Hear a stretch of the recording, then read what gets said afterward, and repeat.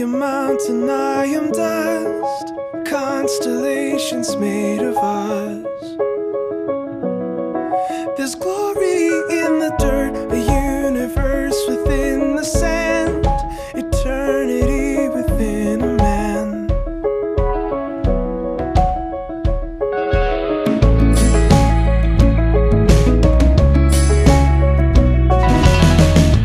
We are ocean, we are mist, brilliant fools who wound and kiss. There's beauty in the dirt, wandering in skin and soul, searching, longing for a home. As the light the skies, we will fight for our lives, for our lives.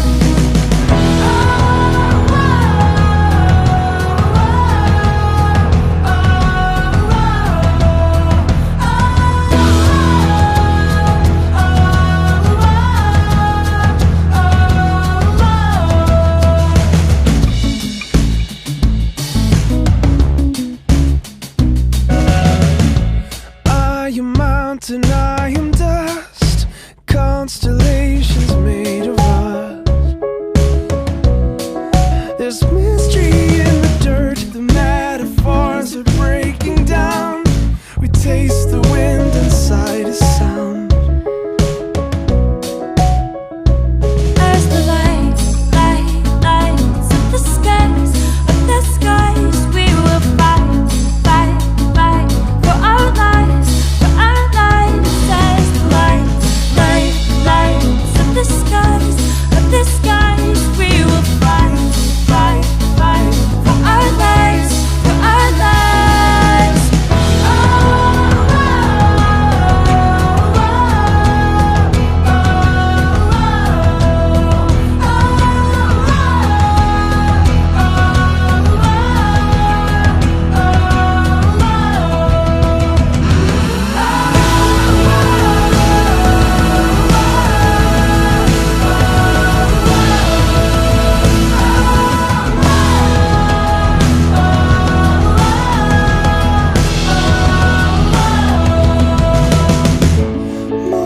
Momentary, carving stories from the ashes, filled with Holy Ghost. Life is here now, breathe it all in. Tuhan hadir di bait sucinya.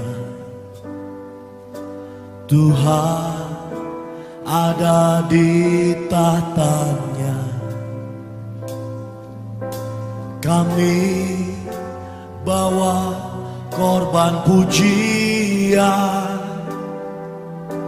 bagi Yesus buat kasih-Nya. Ku rasakan kehadirannya. Ku dengar suara berseru, anak domba yang dikorbankan layak untuk terima pujian. Nyanyi haleluya, haleluya, haleluya. Nyanyi haleluya, haleluya, haleluya.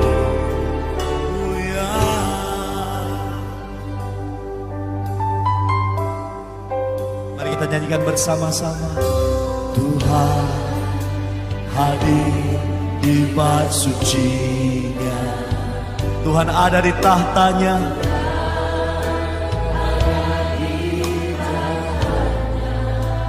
Mari bawa korban pujianmu.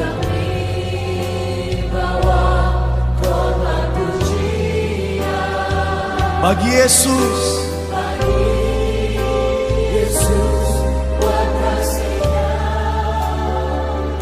rasakan hadirat-Mu Tuhan.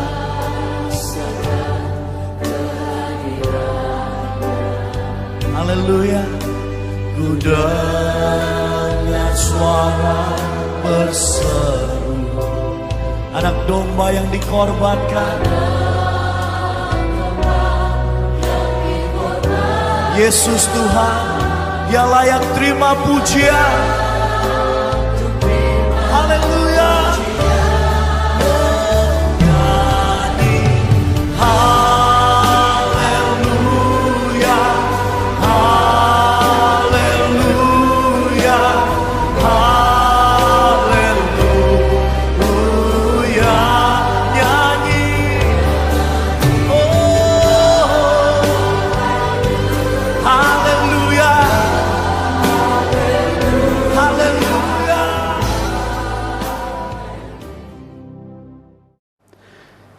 Ibadah kenaikan Tuhan Yesus ke surga kita awali dengan pengakuan bahwa pertolongan kita adalah datangnya di dalam nama Tuhan yang menjadikan langit dan bumi dan yang memelihara ciptaannya dari awal, sekarang, bahkan sampai selama-lamanya.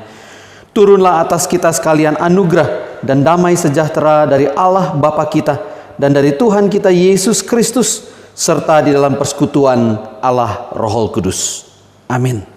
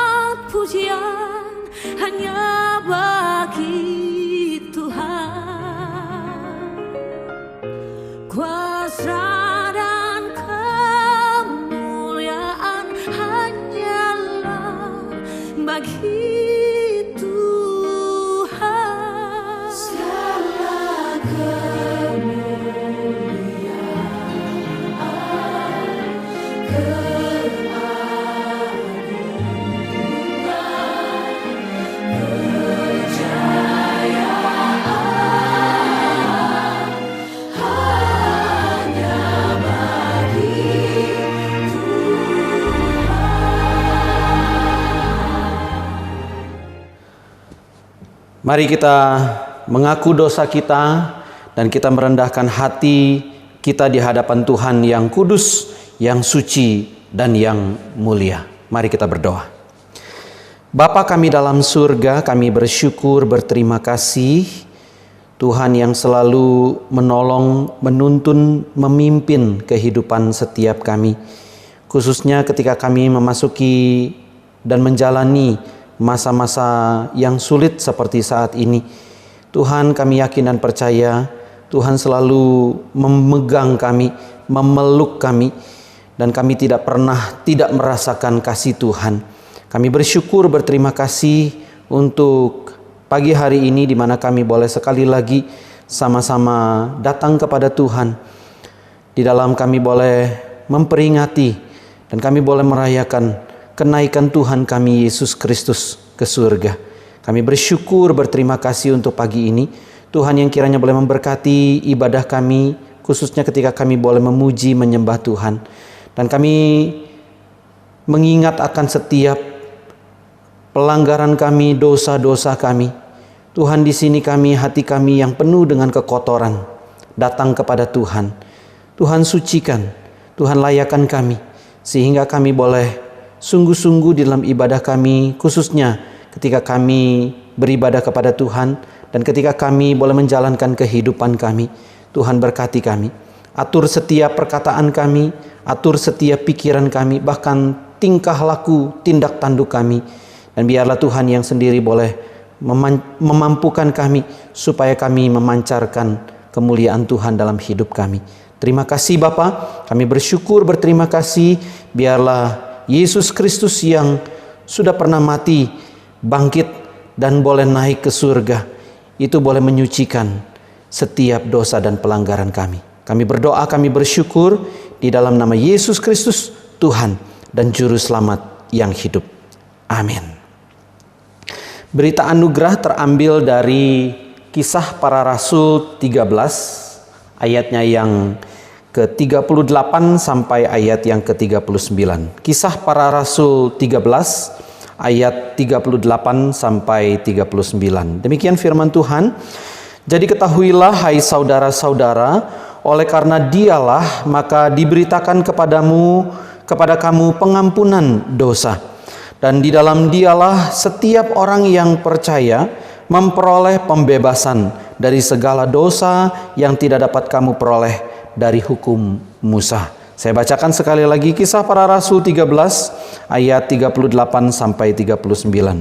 Jadi ketahuilah hai saudara-saudara, oleh karena Dialah maka diberitakan kepada kamu pengampunan dosa.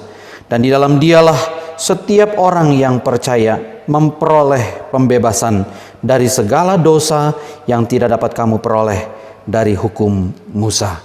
Amin.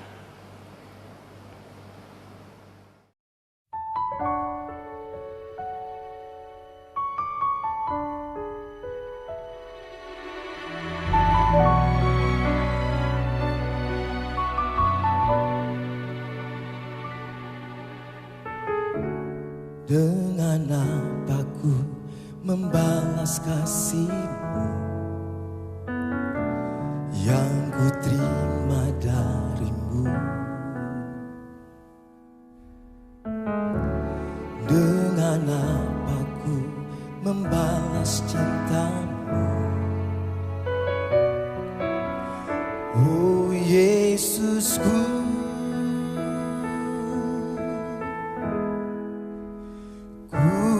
mau selalu bersyukur, selalu bersyukur. Kau Tuhan yang setia, yang selalu menopang. Ku mau selalu bersyukur, selalu bersyukur. Kau Bapa-Ku yang setia.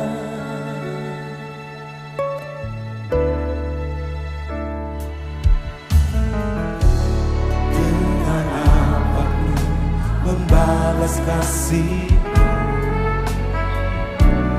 yang ku terima dari-Mu. Dengan apa ku membalas cinta-Mu?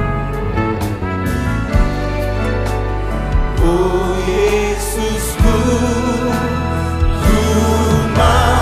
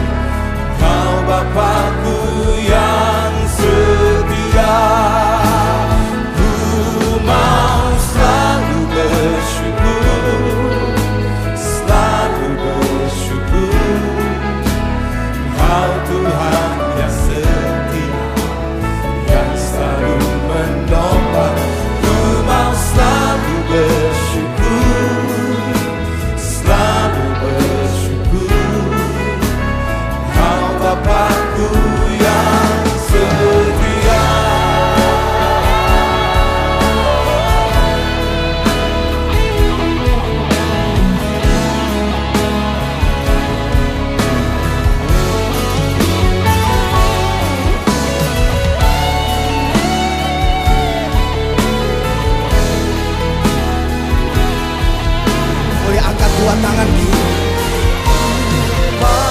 Selalu bersyukur, selalu bersyukur. Kau Tuhan yang setia, yang selalu menolong.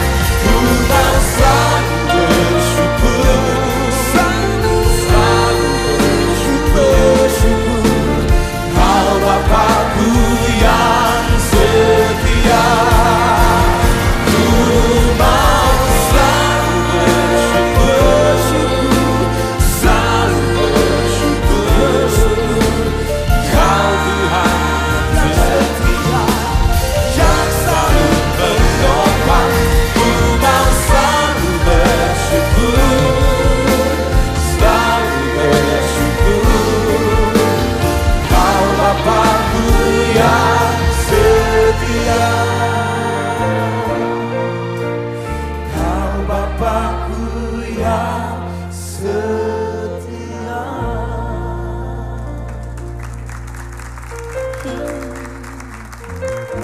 Dan kami bersyukur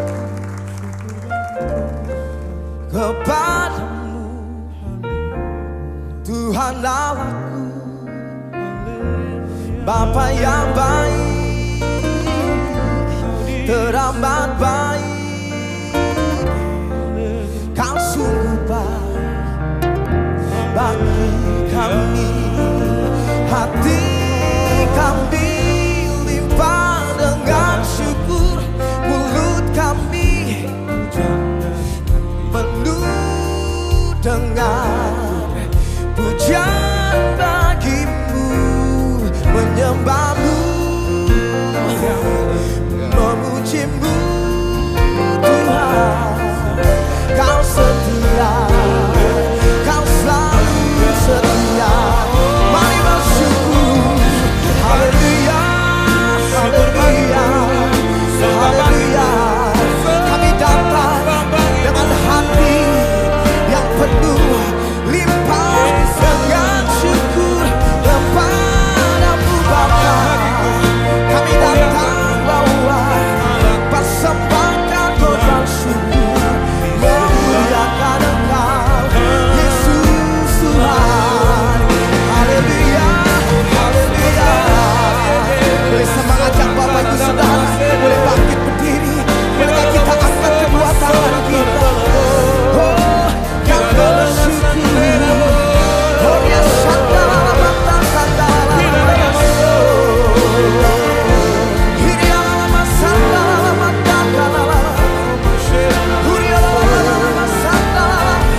Tuhan itu baik, Tuhan teramat baik. Untuk selamanya kasih setiamu tiada kesudahan, selalu baru rahmatmu Bapa bagi setiap kami anak-anakmu Bapa. Kami bersyukur padamu. Boleh nyatakan pujian ini sekali lagi. Ku mau selalu bersyukur, selalu bersyukur. Kau Tuhan yang setia, yang selalu menolong. Ku mau selalu bersyukur, selalu bersyukur. Kau Bapa-Ku yang setia.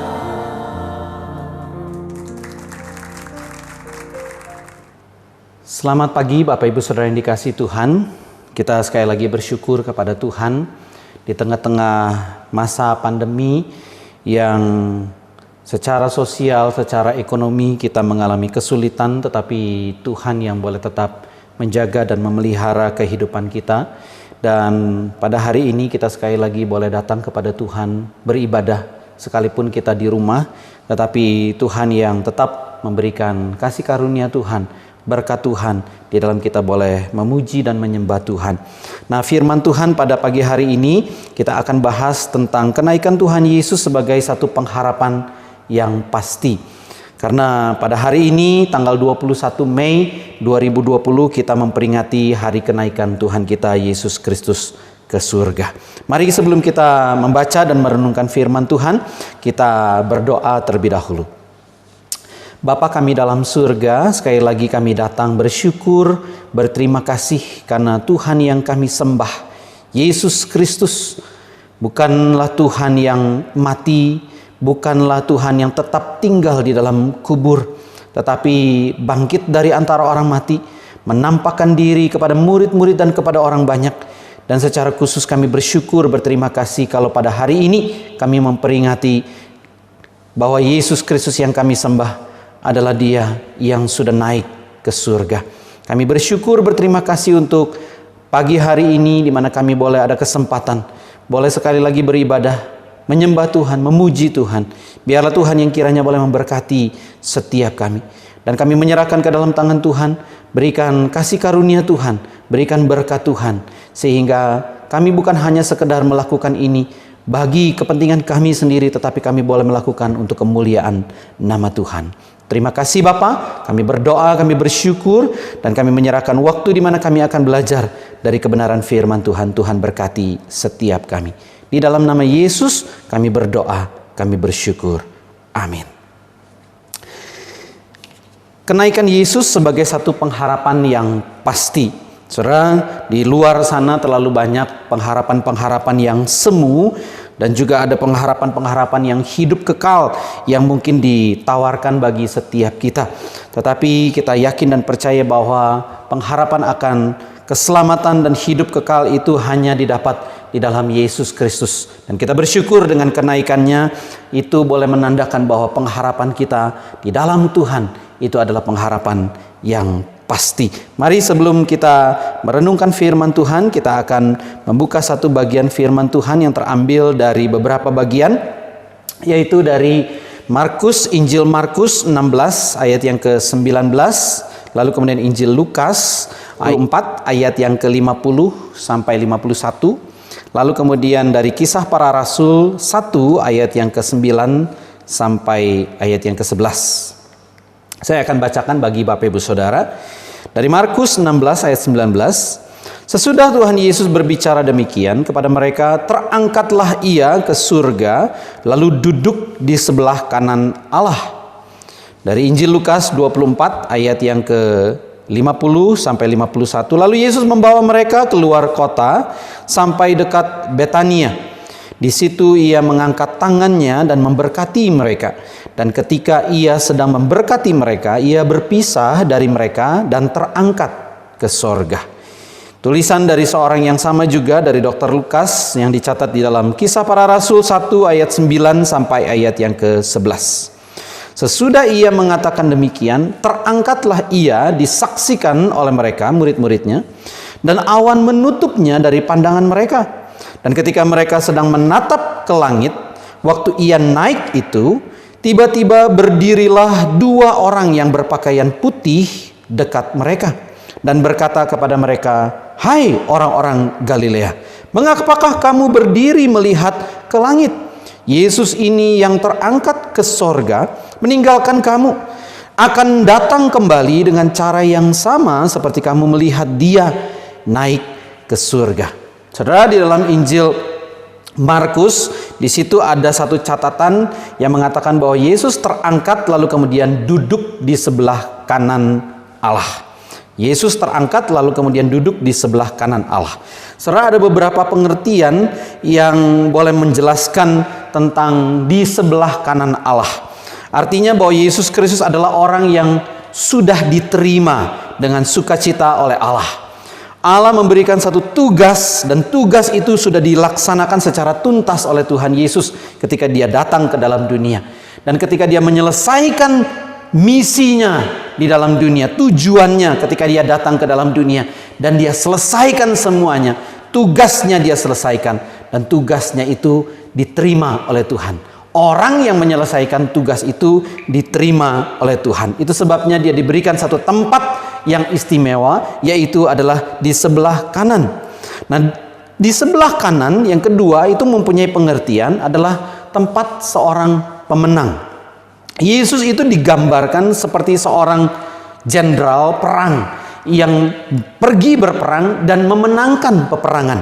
Nah, ketika jenderal perang itu pulang membawa kemenangan, dia disambut oleh rakyatnya dan juga oleh rajanya, dan diberikan satu tempat yang istimewa, yaitu di sebelah kanan dari raja. Jadi Yesus sebagai jenderal yang menang dari peperangan diberikan satu tempat yang khusus, yaitu tempat kepercayaan di sebelah kanan. Lalu kemudian yang ketiga, di sebelah kanan itu mempunyai pengertian adalah tempat penguasa. Tuhan memberikan kekuatan, Tuhan memberikan kuasa, dan Tuhan memberikan mandat yang melampaui apapun juga di dunia ini kepada Tuhan Yesus. Itulah kuasa yang diberikan kepada Tuhan Yesus.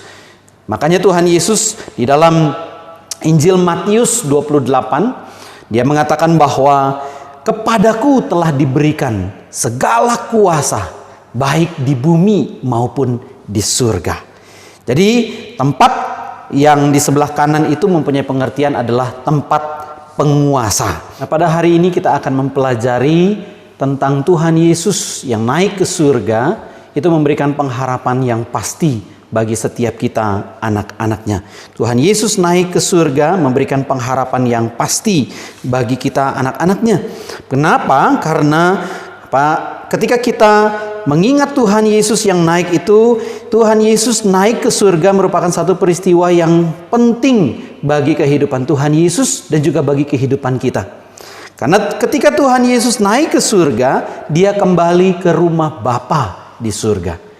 Dia kembali ke tempat dia berasal, yaitu surga. Ketika Natal, dia datang dari surga, menjelma menjadi manusia. Lalu kemudian pada saat dia naik ke surga, dia kembali ke asalnya, yaitu di surga. Jadi kenaikan Tuhan Yesus itu bukan hanya sekedar peristiwa yang penting, menegaskan bahwa dia naik ke surga, itu menjelaskan bahwa dia itu kembali kepada waktu atau tempat di mana dia dulu pernah berada, yaitu di surga. Saudara, di dalam Yohanes pasalnya yang pertama, ayat yang pertama sampai ayat yang ketiga mengatakan bahwa pada mulanya itu adalah firman, firman itu bersama-sama dengan Allah, dan firman itu adalah Allah. Saudara, itu mengandung pengertian bahwa di surga sana itu adalah praeksistensi dari Tuhan Yesus. Dan di ayat yang ke-14 mengatakan bahwa bukan hanya sekedar firman itu bersama-sama dengan Allah, tetapi di ayat 14 mengatakan firman itu menjadi daging. Itu sebabnya Yesus berinkarnasi menjadi manusia. Nah, ketika dia kembali ke surga, dia kembali ke tempat ketika dia sebelum menjelma menjadi manusia. Dan ternyata di dalam kenaikan Tuhan Yesus ke surga itu mengandung beberapa pengertian.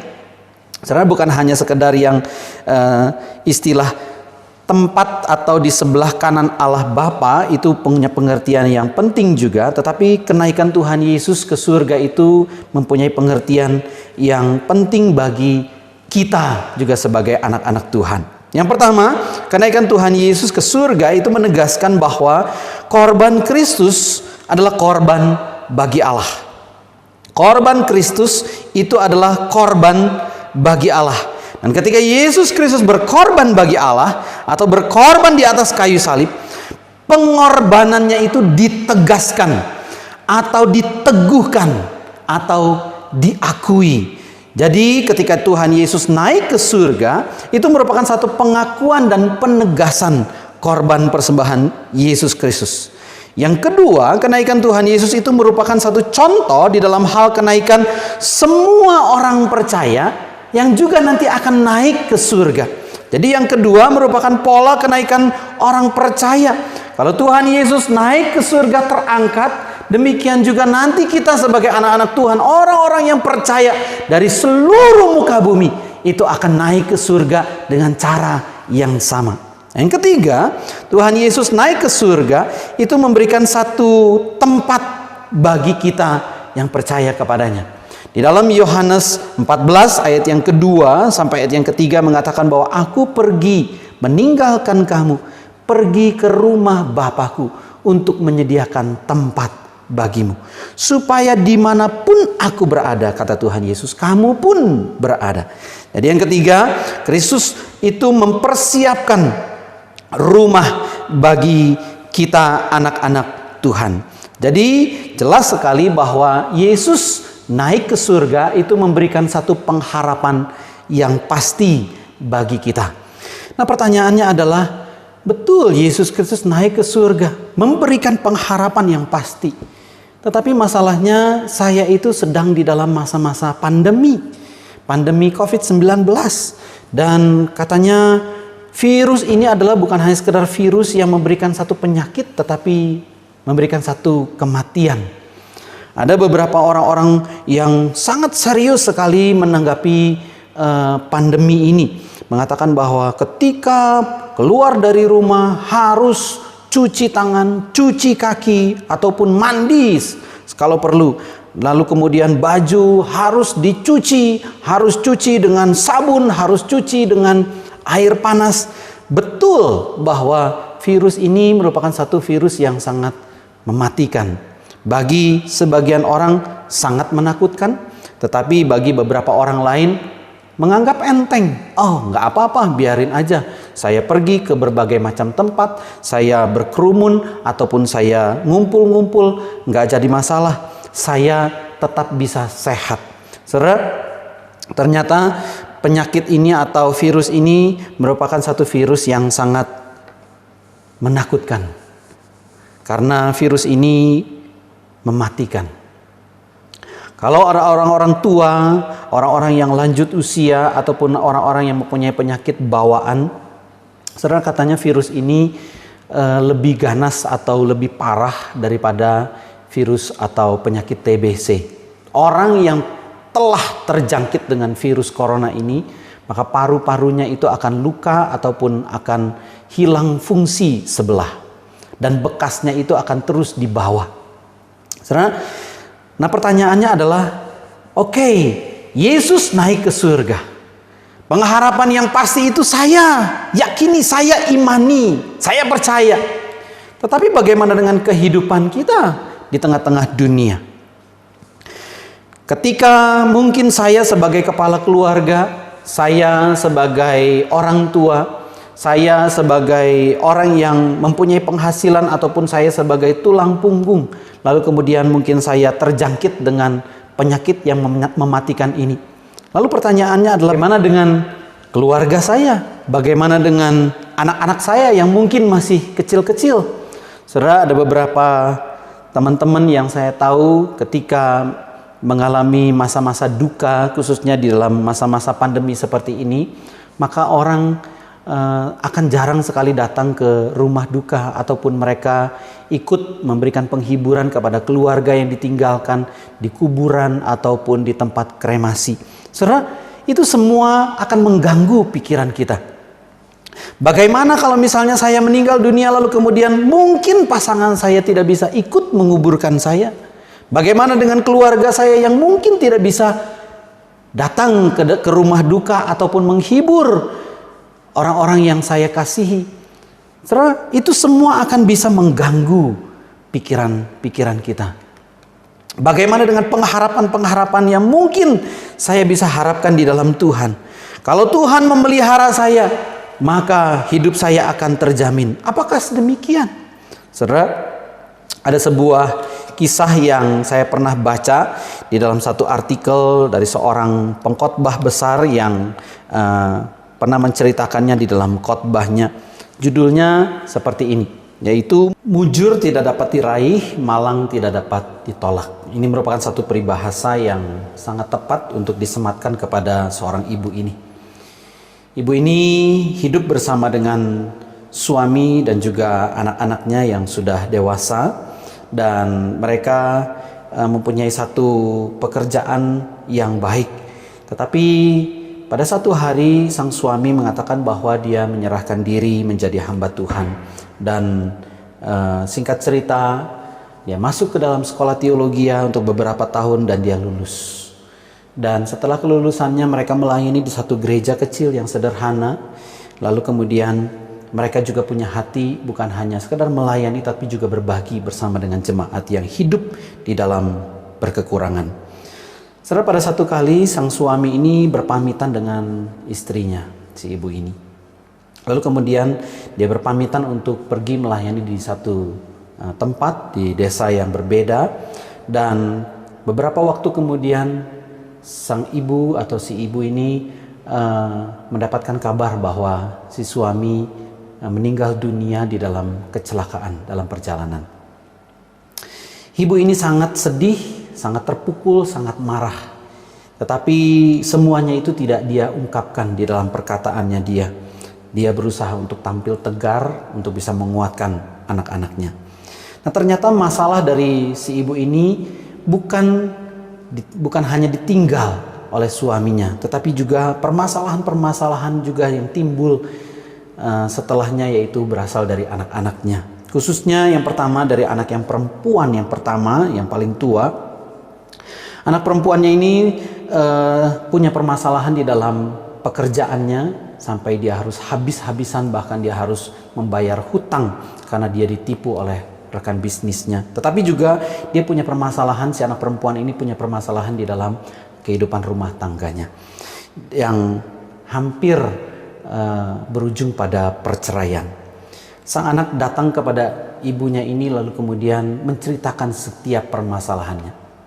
Dan si ibu ini berusaha untuk menguatkan hati anak perempuannya. Nah, ternyata juga masalah datang dari anak laki-lakinya. Selang beberapa waktu anak laki-lakinya ini tertangkap narkoba, karena dia bukan hanya pengguna tetapi juga dia adalah pengedar dari narkoba. Saudara, ibu ini harus mengeluarkan biaya yang cukup besar, baik untuk polisi, pengadilan, dan juga untuk rehabilitasi dari si anak. Saudara, kehidupan dari si ibu ini begitu hancur. Ditinggal suami, lalu kemudian anak-anaknya punya keluarga berantakan. Lalu kemudian anak-anak laki-lakinya itu juga punya kehidupan dan masa depan yang suram. Saudara, dia tidak sanggup lagi untuk menjalankan kehidupannya. Dia terus berteriak kepada Tuhan. Dan pada satu malam, dia di tengah-tengah sendirinya dia berteriak kepada Tuhan, "Di manakah Engkau?" Pengharapannya dia kepada Tuhan, imannya dia kepada Tuhan mulai luntur, mulai sirna. Di manakah Engkau Tuhan? Engkau Tuhan yang aku percaya. Tapi permasalahannya adalah dia seperti tidak merasakan Tuhan itu besar. Tuhan itu tidak memberkati hidupnya. Tuhan itu tidak berada di dekat dengan dia. Di manakah Tuhan? Nah, ketika kita mempunyai atau ketika kita percaya kepada Tuhan, kita beriman kepada Tuhan, kita mempunyai pengharapan-pengharapan di dalam hidup kita. Saudara, istilah pengharapan itu punya beberapa pengertian. Saudara, ada pengertian yang tidak pasti, tetapi juga beberapa kali Alkitab juga menceritakan bahwa pengharapan adalah hal yang pasti. Saudara, di dalam satu istilah ya, pengharapan itu misalnya seperti ini ya.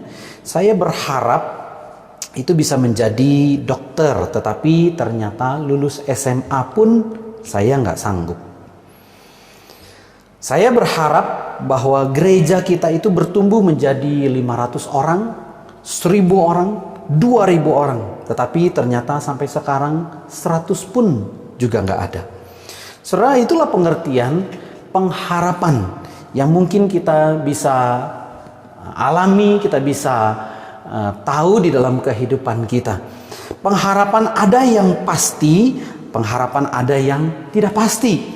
Apalagi ketika kita mengharapkan sesuatu kepada barang, kepada orang, atau kepada dunia ini, maka kita akan menemui bahwa pengharapan yang kita harapkan itu adalah pengharapan yang tidak pasti. Seperti yang dicatat di dalam Alkitab, khususnya di dalam Amsal 11 bait yang ke-7 dikatakan demikian. Pengharapan orang fasik gagal pada kematiannya, dan harapan orang jahat itu menjadi sia-sia. Atau Yesaya 20 ayat yang ke-5. Maka orang akan terkejut dan malu karena Ethiopia, pokok pengharapan mereka, dan karena Mesir, kebanggaan mereka.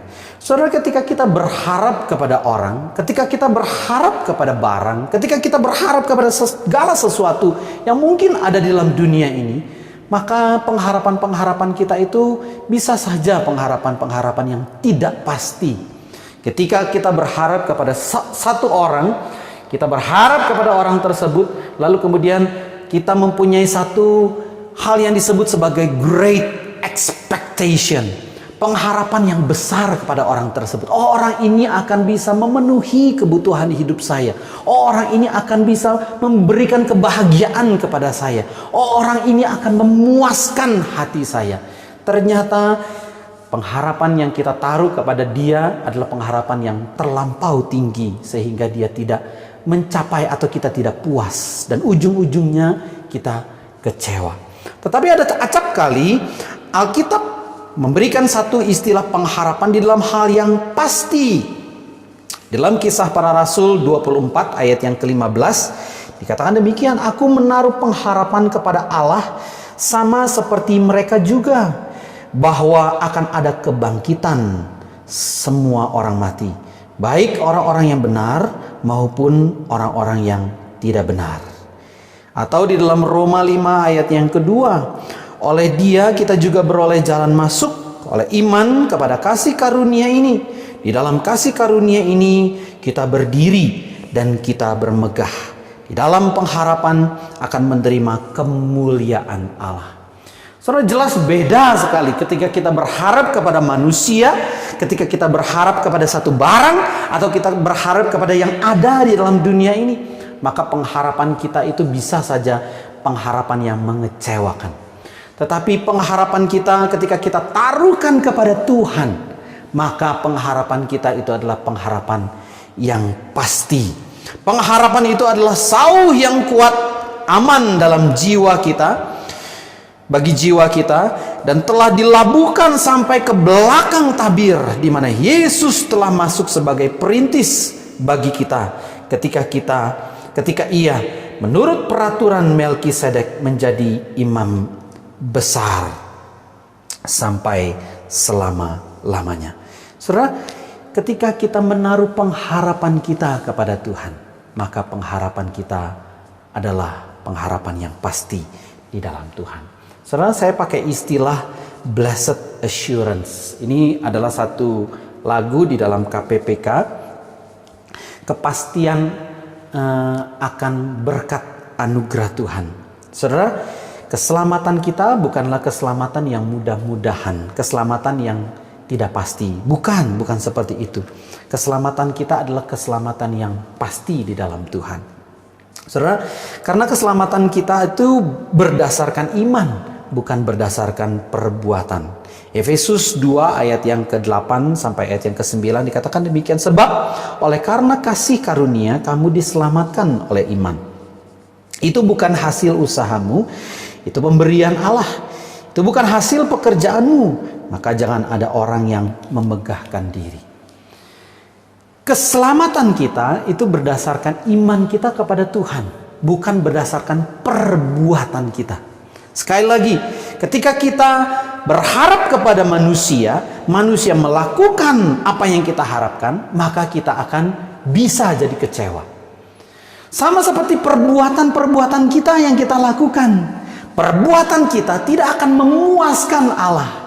Memuaskan diri kita aja enggak, apalagi memuaskan Allah yang sempurna. Itu sebabnya keselamatan kita itu berdasarkan iman, bukan berdasarkan perbuatan kita. Dan juga kita mempunyai kepastian di dalam keselamatan itu adalah karena Yesus Kristus yang mati di atas kayu salib.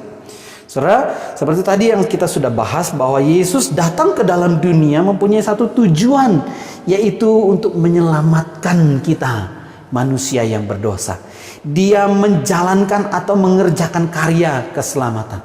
Dan karya keselamatan yang Tuhan Yesus kerjakan itu adalah karya keselamatan yang sempurna, yang lengkap.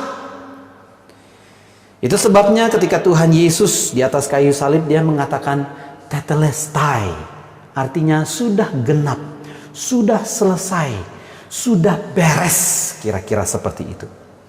Kamu juga meskipun dahulu mati oleh pelanggaranmu dan oleh karena tidak disunat secara lahiriah, tetapi dihidupkan Allah bersama-sama dengan Dia sesudah Dia mengampuni segala pelanggaran kita.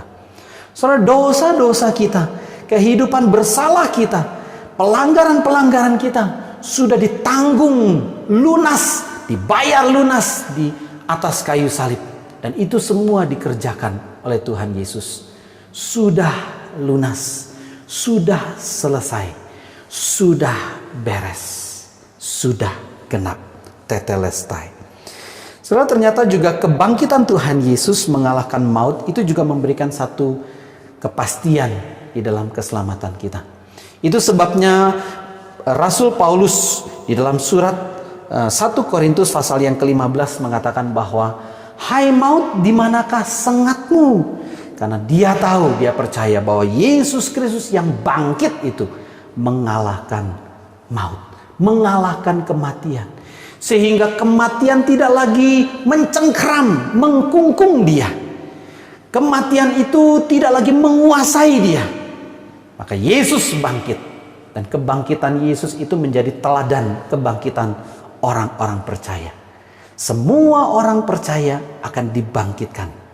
Karena semua orang percaya sudah tidak lagi dikuasai oleh maut. Yang terakhir, Kristus itu sebagai perintis bagi kita. Yesus itu sebagai pembuka jalan bagi kita. Di dalam Ibrani 6 ayat yang ke-19 sampai ayat yang ke-20 dikatakan bahwa pengharapan itu adalah sauh atau jangkar yang kuat dan aman bagi jiwa kita yang telah dilabuhkan sampai ke belakang tabir, di mana Yesus Kristus telah masuk sebagai perintis bagi kita ketika Ia menurut peraturan Melkisedek menjadi imam besar sampai selama-lamanya. Saudara, Yesus masuk ke dalam tabir atau masuk ke dalam bait suci. Itu bukan hanya bait suci yang di dalam dunia, bukan yang di Yerusalem, tetapi bait suci yang di surga. Itu sebabnya dikatakan bahwa pengharapan itu adalah jangkar yang kuat, sauh yang kuat, yang disangkutkan sampai di belakang tabir. Yesus masuk ke dalam bait suci, masuk ke belakang tabir, masuk ke dalam ruang maha kudus di bait Allah di surga, yaitu Dia membuka jalan bagi kita. Yesus sebagai perintis bagi kita. Saudara, ternyata juga kepastian akan keselamatan itu bukan hanya sudah dikerjakan oleh Allah, tetapi juga di dalam kehidupan kita ketika kita menjadi orang percaya, kita juga mempunyai satu keyakinan akan keselamatan kita, yaitu ketika kita memegang janji-janji Allah yang Tuhan sudah berikan di dalam firman Tuhan. Saudara, terlalu banyak Tuhan itu mengucapkan janjinya kepada kita. Dan kita tahu bahwa ketika Tuhan berjanji, maka Dia akan menggenapi. Dan janjinya itu ya dan amin.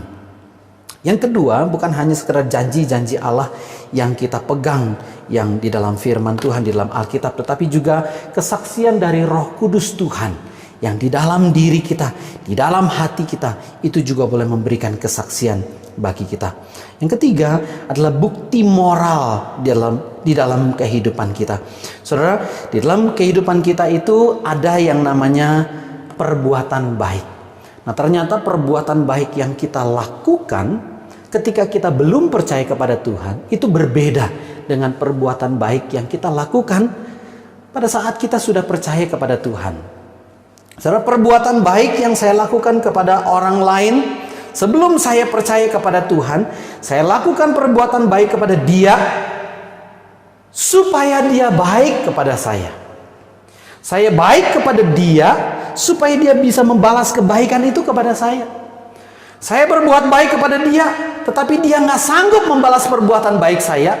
Oh, saya yakin dan percaya bahwa Tuhan akan berbuat baik kepada saya. Itu pengertian kita, motivasi kita ketika kita berbuat baik. Ketika pada saat kita belum percaya kepada Tuhan, ada motivasi egosentris. Saya berbuat baik untuk diri saya. Saya berbuat baik untuk diri saya. Saya berbuat baik kepada orang supaya orang bisa balas berbuat baik kepada saya. Saya berbuat baik kepada orang sekalipun dia nggak bisa membalas perbuatan baik saya yakin Tuhan pasti akan berbuat baik kepada saya. Tetapi itu berbeda ketika kita percaya kepada Tuhan. Waktu saya berbuat baik kepada orang lain, bukan saya menuntut perbuatan baik saya itu dibalaskan, baik oleh orang tersebut ataupun oleh Tuhan. No, saya berbuat baik kepada orang lain karena Tuhan sudah berbuat baik kepada saya. Itu sebabnya di dalam 1 Yohanes pasal yang keempat, Rasul Yohanes mengatakan bahwa kita mengasihi karena Allah lebih dahulu mengasihi kita. Kita mengasihi karena Allah lebih dahulu mengasihi kita.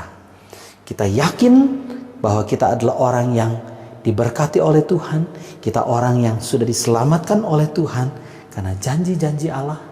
Karena ada kesaksian Roh Kudus di dalam hati kita. Dan juga ada perbuatan baik yang kita kerjakan di dalam kehidupan setiap kita. Itu sebabnya di dalam Ayub 19 ayat yang ke-25 sampai ayat yang ke-26. Di dalam perjanjian lama sekalipun Ayub sudah mengatakan bahwa tetapi aku tahu penebusku hidup dan akhirnya ia akan bangkit dari atas debu. Sesudah kulit tubuhku ini sangat rusak, tanpa dagingku pun aku akan melihat Allah. Aku tahu dan aku akan melihat Allah. Itu kata Ayub. Saudara, pertanyaannya adalah begini. Yesus naik ke surga. So what? Terus kita mau apa? Kita harus bagaimana? Saudara, jawaban ini kita sudah lihat di dalam Kisah Para Rasul 1 ayatnya yang ke-9 sampai ayat yang ke-11. Saudara, di situ malaikat mengatakan kepada murid-murid Tuhan Yesus, dikatakan demikian, "Hai orang-orang Galilea, mengapakah kamu berdiri melihat ke langit?" Mengapakah kamu berdiri melihat ke langit? Berdiri melihat ke langit, tidak melakukan apa-apa. Artinya waste your time. Pertanyaannya adalah, kenapa kita harus membuang-buang waktu, tercengang-cengang melihat Yesus yang naik ke surga itu? No. Why waste your time? Tetapi kamu akan menerima kuasa kalau Roh Kudus turun atas kamu, dan kamu akan menjadi saksi-saksiku. Saudara, Yesus naik ke surga. So what? Tugas yang kita harus kerjakan adalah kita menjadi saksi-saksi Tuhan. Karena kita sudah menerima kuasa. Ada Roh Kudus Tuhan di dalam hati kita. Kita menerima kuasa dan kita menjadi saksi-saksi Tuhan. Saksi-saksi Tuhan di dalam perkataan kita. Saksi-saksi Tuhan di dalam perbuatan kita. Kita menjadi saksi-saksi Tuhan. Saudara, why waste your time? Terima kuasa dan jadi saksi Tuhan. Sebagai penutup, Rasul Paulus mengatakan kepada anak didiknya Timotius, dia mengatakan bahwa aku tahu kepada siapa aku percaya, dan aku yakin bahwa dia berkuasa memelihara apa yang telah dipercayakannya kepadaku.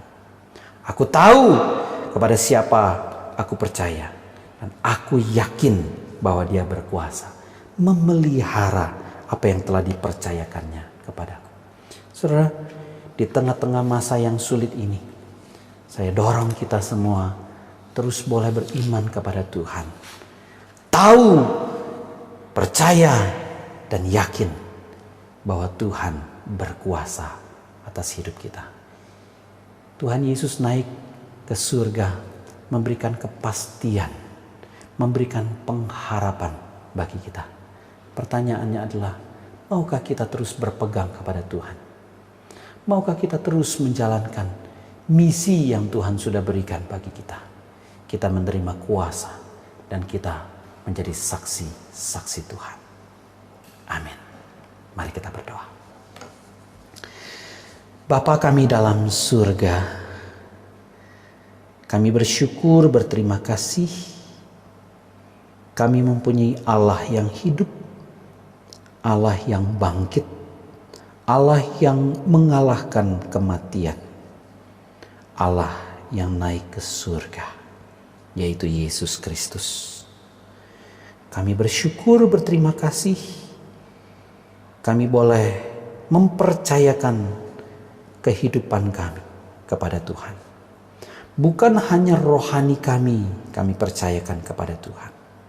Bukan hanya rohani kami yakin bahwa nanti kami mati, kami diselamatkan. Tetapi juga kehidupan kami.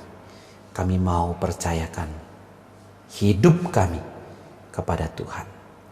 Di tengah-tengah masa-masa yang sulit, di tengah-tengah masalah-masalah yang berat dalam hidup kami, kami mau taruhkan hidup kami, percayakan hidup kami kepada Tuhan.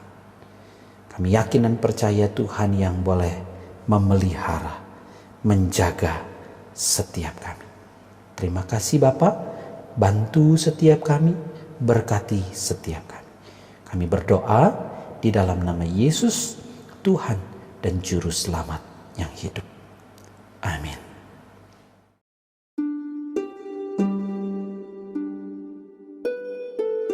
Bersama dengan gereja di segala zaman dan tempat, mari kita mengakui pengakuan iman kita seturut dengan pengakuan iman rasuli yang berbunyi demikian. Aku percaya kepada Allah, Bapa yang Maha Kuasa, Khalik langit dan bumi, dan kepada Yesus Kristus anaknya yang tunggal Tuhan kita, yang dikandung dari Roh Kudus, lahir dari anak darah Maria, yang menderita sengsara di bawah pemerintahan Pontius Pilatus, disalibkan, mati dan dikuburkan, turun ke dalam kerajaan maut. Pada hari yang ketiga, bangkit pula dari antara orang mati, naik ke surga, duduk di sebelah kanan Allah, Bapa yang Maha Kuasa. Dan dari sana ia akan datang untuk menghakimi orang yang hidup dan yang mati. Aku percaya kepada Roh Kudus, gereja yang kudus dan am, persekutuan orang kudus, pengampunan dosa, kebangkitan tubuh, dan hidup yang kekal. Amin.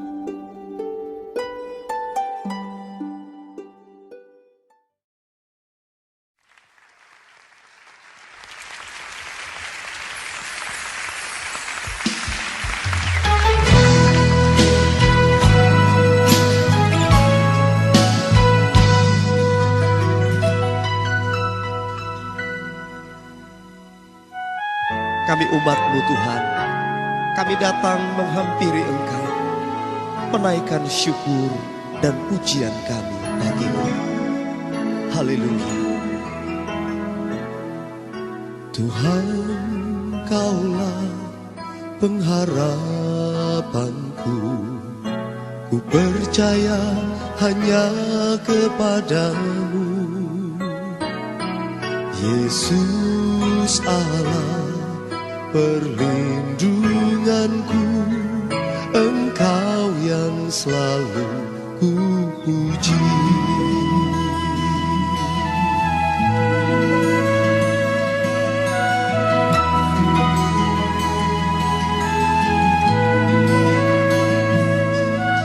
Tuhan, Kaulah pengharapanku, ku percaya hanya kepadamu, Yesus Allah, perlindunganku,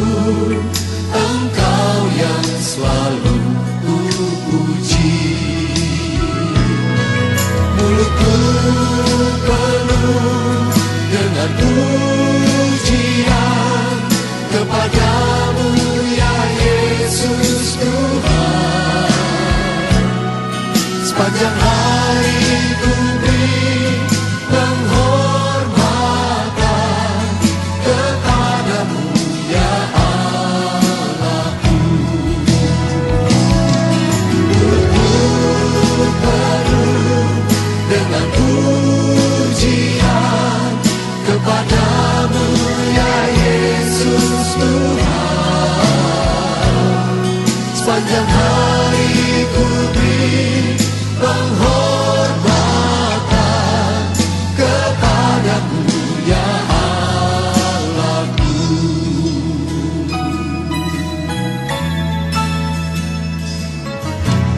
Tuhan, Kaulah pengharapanku. Ku percaya hanya kepadamu. Yesus Allah perlindunganku, Engkau yang selalu ku puji. Mulutku penuh dengan pujian kepadamu ya Yesus Tuhan. Sepanjang hari ku beri penghormatan kepadamu ya Allahku.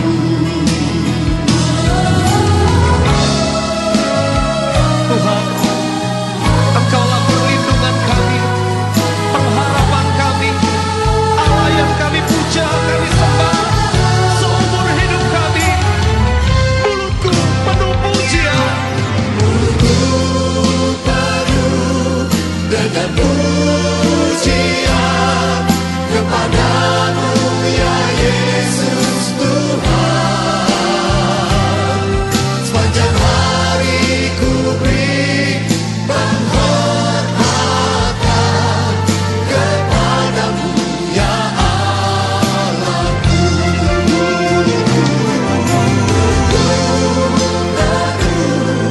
Dengan pujian kepadamu ya Yesus Tuhan. Sepanjang hari ku beri penghormatan kepadamu ya Allahku. Sepanjang hari ku beri penghormatan kepadamu ya Allahku. Sepanjang hari ku beri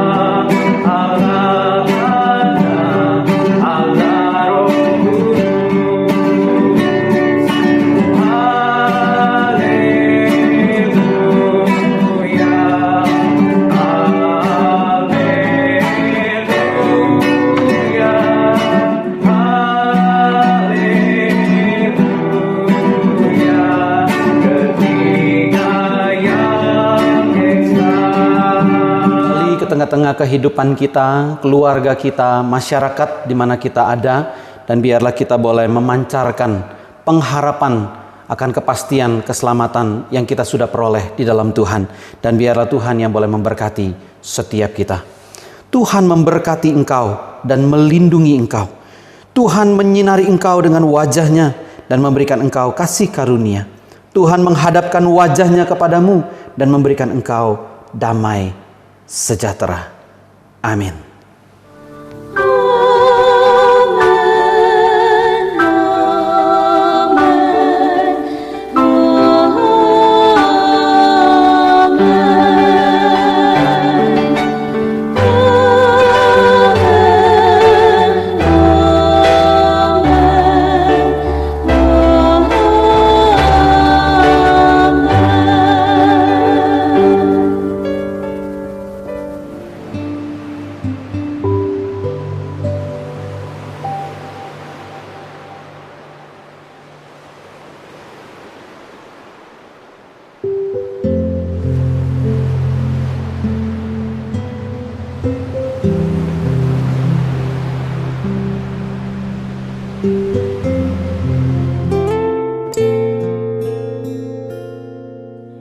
Tuhan, inilah hidupku. Ku serahkan padamu segala cita-citaku, masa depanku menjadi milikmu. Jadikan kami terang-Mu di tengah kegelapan dunia, membawa bangsa-bangsa kepadamu. Tuhan, ini kerinduanku bagimu Tuhan, seluruh hidupku. Pakailah Tuhan bagi kemuliaan-Mu, genapi seluruh rencana-Mu sampai bumi penuh kemuliaan-Mu.